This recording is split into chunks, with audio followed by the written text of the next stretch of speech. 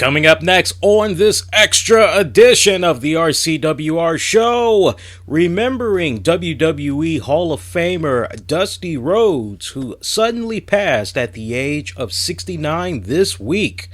Also, veteran actor Christopher Lee. You all best know him as Count Dracula, or also from the Hobbit, Lord of the Rings trilogies. He passed away this week at the age of 93. I'll offer my reflections on his passing. Also, Mark Ruffalo talks Captain America Civil War. Will he or won't he be involved in that movie? As we heard some new little tidbits that came about. We'll give you the details on that one. Dave Grohl of the Foo Fighters breaks a leg and he keeps on ticking. And finally, King LeBron James has been exposed. We will explain. It's time for an all-new The RCWR Show, our extra edition. Great to be back. It's coming up next.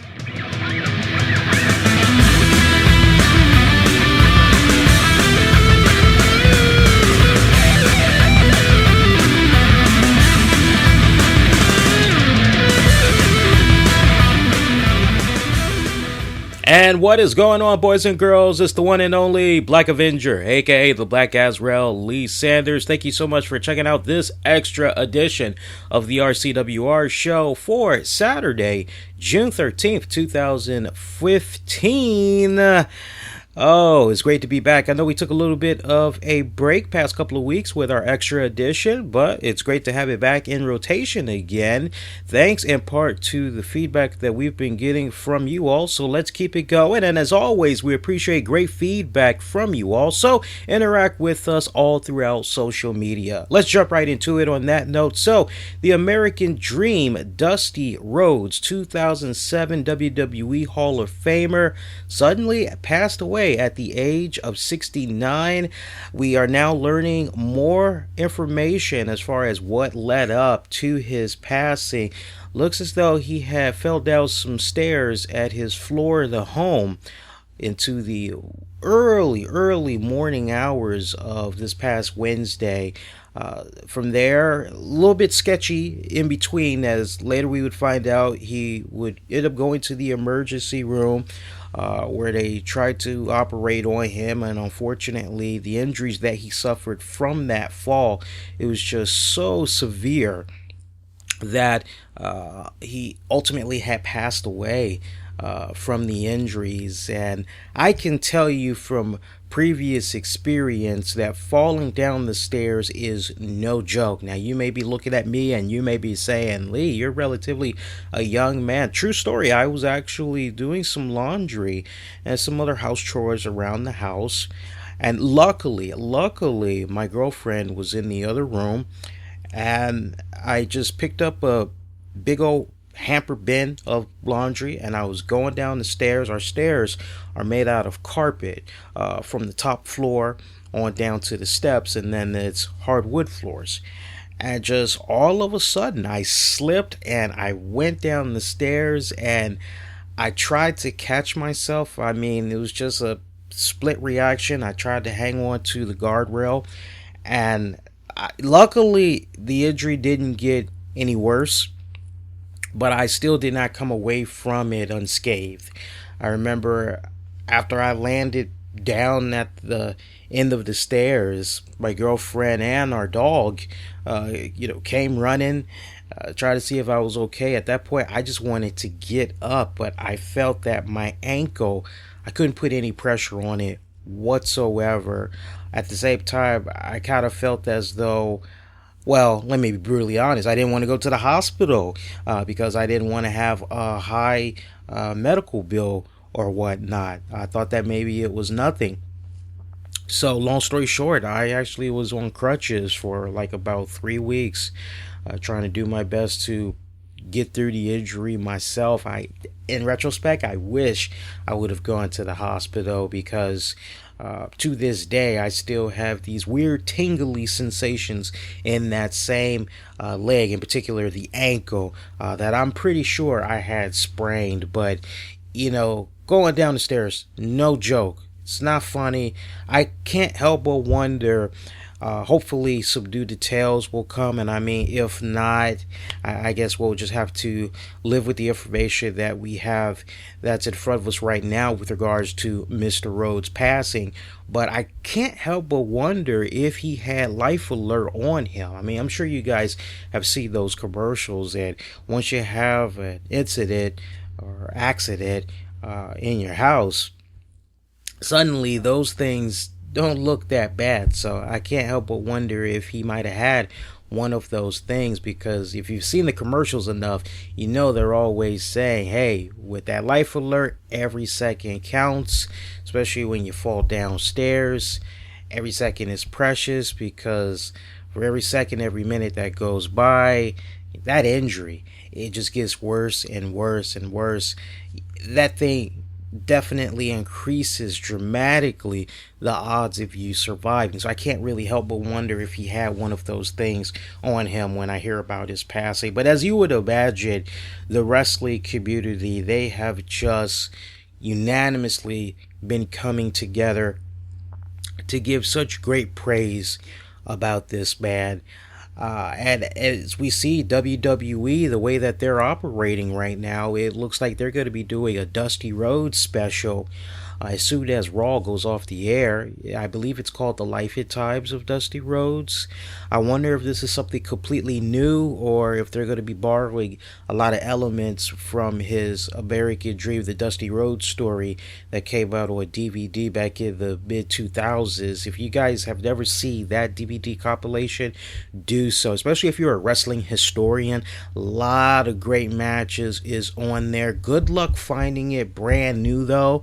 If you do find it brand new, be prepared to pony up a pretty penny. Unfortunately, there was not a Blu-ray DVD release or this. It was just standard, and it was a 3-disc set. If you might be lucky, you might be able to find it on Amazon. You also might be able to find it on eBay, but be prepared to pay a decent amount of money for it, especially if you want it brand new. But I hope that with regards to the special that the network is going to be doing for Dusty Rhodes, I hope it doesn't stop there. I heard that there was a 10-bell salute from this past week's NXT event. I believe that was out in PA. Personally, I would love it if they did just a whole 3-hour Raw dedicated to Dusty Rhodes. Make it be a tribute show, do great matches in his honor and all of that. The real key is going to be seeing what's going to happen in particular with Stardust, aka Cody Rhodes, come Monday night. Is he going to ditch that gimmick? Finally, it's a gimmick that a lot of people really have not been enjoying, although there may be a small core group of fans that may love it, they may tolerate it. The majority of fans, they want him to get away from it. A lot of people are already expecting him to get some type of a major push, and honestly, I wouldn't be bashing that, because I can't help but think back to that time where Cody Rhodes was white hot when he got involved with the Authority and he got fired.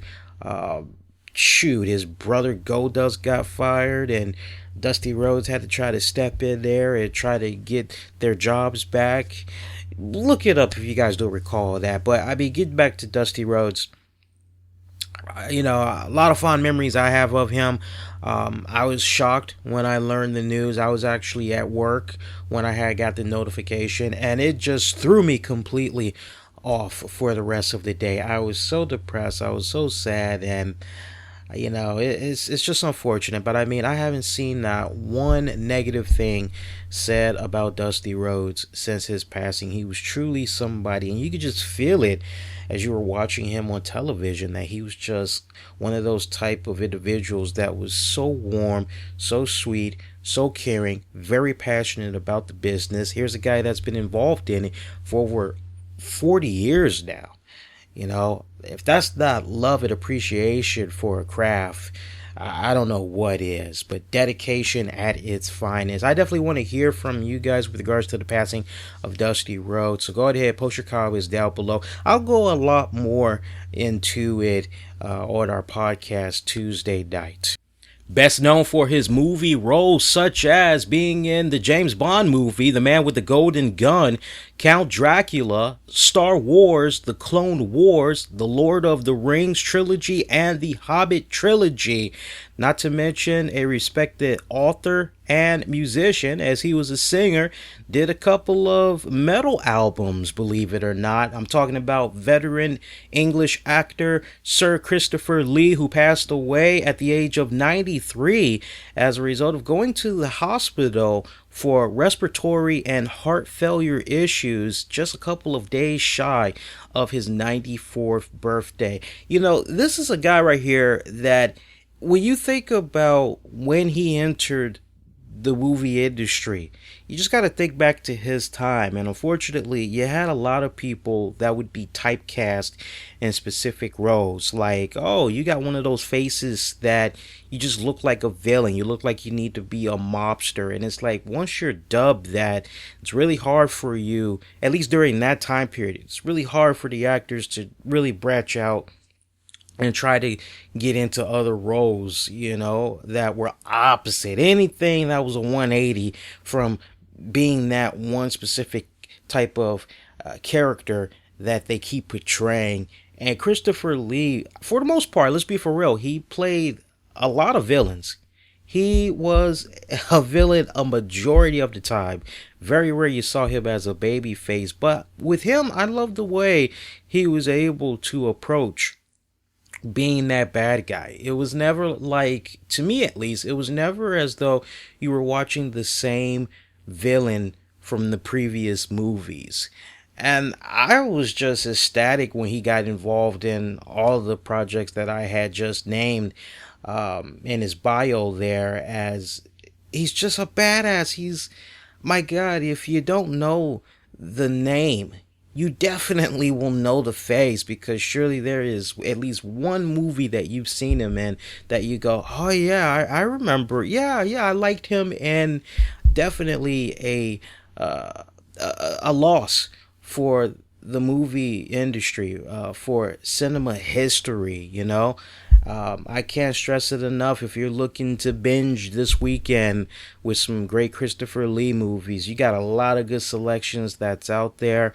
You know, when it comes to Count Dracula in particular, for me personally, he is right up there with Bela Lugosi. Oh my God, Bela Lugosi, man, that's my boy. And I just was like, man, who's going to follow up? And honestly, I thought Christopher Lee did a superb job following up on that. Definitely a talent that will truly, truly be missed. So out at a concert in Sweden, the Foo Fighters were performing. Dave Grohl, very early into the show, he decided to jump off the stage. Bad idea, as he ended up breaking his leg. He finished out the song. Afterwards, he said he believed the show may be over because he thought that he broke his leg. He got checked out on while the rest of the Foo Fighters had performed. Of course, you all know Chris Hawkins. He is a respected singer himself, so they did a couple of songs while Dave Grohl had got checked out. Luckily, it was not a broken leg, but rather, I guess, a sprain, if you will, as Dave Grohl would come out on the cast, crutches and all that, and he was able to finish out the concert. One of the songs that he performed was, get this, Queen and David Bowie's Under Pressure.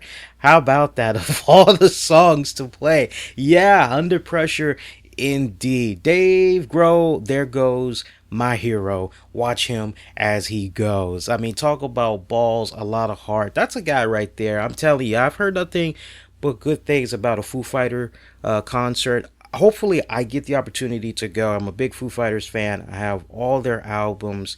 It seems like every single time I turn around, Foo Fighters are in my neck of the woods. I'm always doing something else. I know they're going to be performing at the RFK Stadium, if I'm not mistaken, or July 4th. I don't know if I'm going to be working, or I would love to try to see about going down there and seeing those guys perform. But I can't stress enough, if you are a Foo Fighters fan, definitely represent when they come to your neck of the woods. If you haven't seen them already, go see them. Or maybe if you have seen them, go see them again. They are definitely, because I've seen enough of their live concerts online to know that you have a damn good time when you see them live. They are best heard live. Studio albums, fantastic, but to see them live, and it's rare I get into a band that's live. It's very rare. But check them out when you guys get a chance. Dave Grohl, speedy recovery, man. Hope that leg doesn't force you to cancel any dates. You just keep right on rolling, brother. Looks like LeBron James has been exposed in a bad way as, check this out, I didn't even catch this and I was watching the majority of the game. Apparently, we got people that just stare a little bit too hard. Whatever, it is what it is. But in either case, during the opening of Game 4 this week between the Cleveland Cavaliers and the Golden State Warriors, we had saw the Cavs in a huddle with LeBron James, and he was readjusting his attire, and apparently he let the dog out. Yeah, apparently the entire world got a glimpse of his royal penis, and it has just had social media in a frenzy. A lot of people could have obviously gone without seeing it. A lot of people, well, they were left to their own imagination and craving for something after the game went off. It is what it is. I don't know if maybe one of the Golden State Warriors got in his ear and said, hey, dude, this is now trending. Your dick. I don't know, guys. I really don't know. But my God, honestly, I didn't even see it. I was like, what? He did? How? And I actually saw the clip that is in question. And I mean, it's like a 2-second thing. I'm surprised that ABC actually did not air the game with like a 15-second delay or something like that. I thought that was something that they used to do in the past. I don't know. Maybe that's something that they need to look into doing again. Because I know for a lot of the games that would come on live back in the day, I don't know how it is now for a majority of the networks, but I remember back in the day, there was always some type of a 15-20-second delay. You'd get it live, but there was always some type of a delay. So I don't know. They definitely need to look into that. I'm not sweating it. I personally don't care. Why would I care about the equipment of somebody else? My whole thing was, well, exactly how long was it on display for the entire world to see? And it was like, I guess 2 seconds is an eternity. I guess, but we really should just move past this already. Let's talk about our next subject, shall we? Hollywood heartthrob John Stamos was recently arrested out in Beverly Hills, California. The 51-year-old actor was pulled over after several reports came in to the police about someone driving while under the influence, possibly. And it turns out John Stamos was under the influence. He was drunk. They took him to a hospital where they got him checked out, and then from there they had him arrested. I believe he posted bond, but it looks as though he's going to be reporting back to court sometime in September.